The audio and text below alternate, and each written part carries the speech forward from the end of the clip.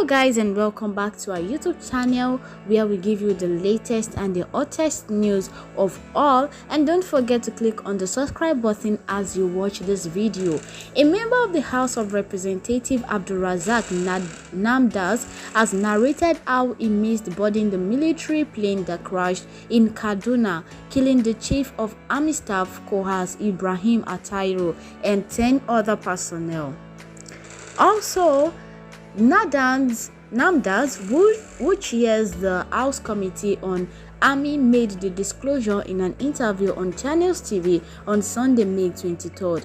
The lawmaker said he was invited to attend the passing out parade (POP) of soldiers in Kaduna State.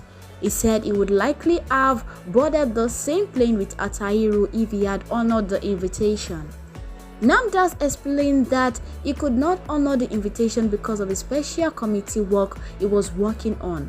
And the lawmaker said, and I'll speak in his voice, even before the crash, I was also supposed to know God has his own way because I was invited to attend the POP in Kaduna Zaria.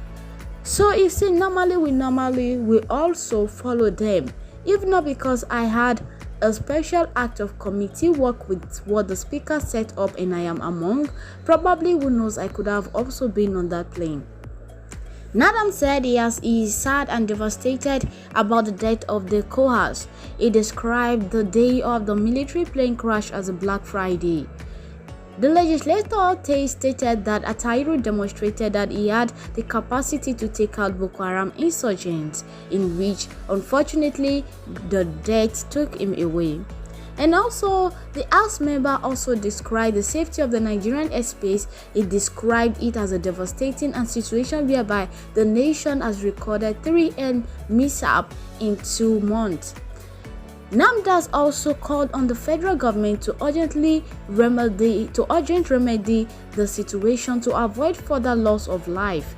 Truly, I also feel very sad and devastated with what actually happened, the Black Friday. Truly, Atairu, when he was nominated, and I had a phone call discussion with him, and he said, Namdas, you know, you were the spokesman of the House in the 8th Assembly, and I was also Director of Army Public Relations. It's like, okay, we've known ourselves, we've been doing the same job. Of course, I did it in the military, but you are in the House. And God has asked us, now we are going to work together. I said yes, and when he appeared before us during the screening committee, and truly he showed some kind of vision that, look, I must work to ensure that I take out the insurgents, the Boko Haram. He had the very, very strong heart that, look, he has so much on his shoulders, and he had the capacity, and he demonstrated he has the capacity that he can do the job very well. And Shawan, I must tell you that even before they crashed, I was also supposed to, who knows, God has his own way, because I was invited to also attend the POP in Kaduna, in Zaria. So you see, and normally we also follow them, and if not because I had a special ad hoc committee work with when the speaker set up an amount, probably, who knows, could I also be on that plane, but God knows better. We hope that God should forgive them and give them a Jannah Fidausi. One interesting thing is that when he took up, he was always in Maiduguri. I remember there was a time he gave 48 hours to the soldiers to go to Mate and make sure that they flushed out the Boko Haram elements there.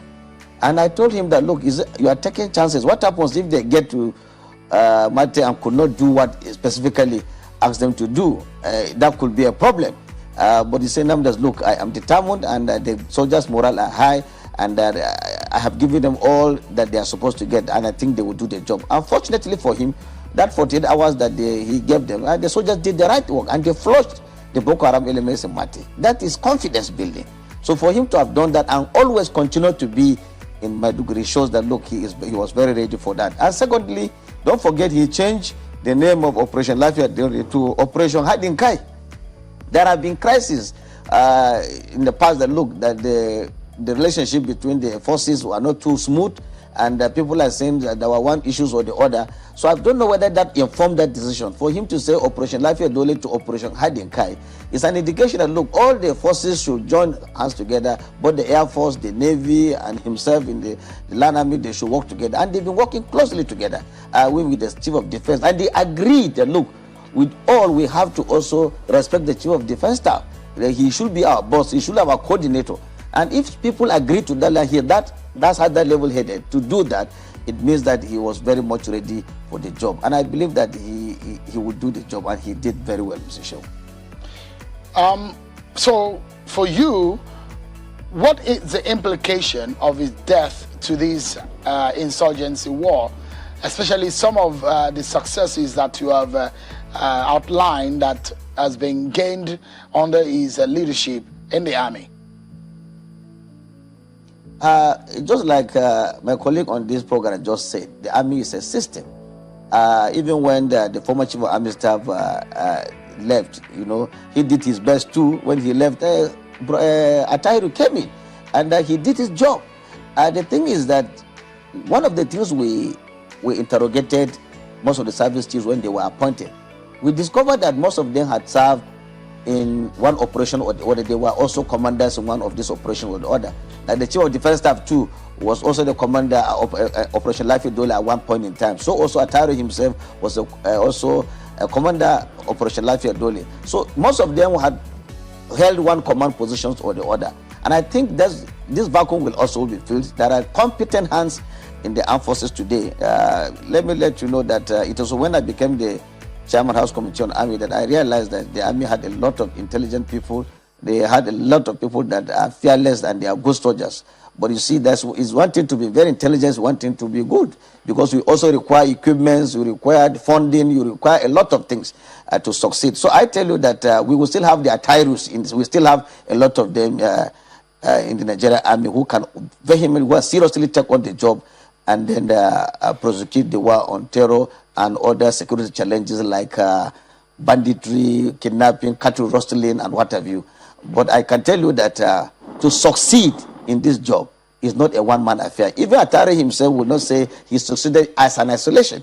He worked closely with other people, and these people are still around. And I believe that the Nigerian Army will really, with other forces, armed forces, their services, they work together to see that the desired goal is achieved.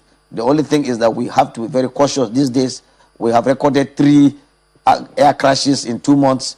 This is really devastating. I think we all have to go back to the drawing board and see what is the reason, because it shows that our safety record is really, really going down, and that can be very demoralizing. And we still have some of these players on ground. I think we have to work up.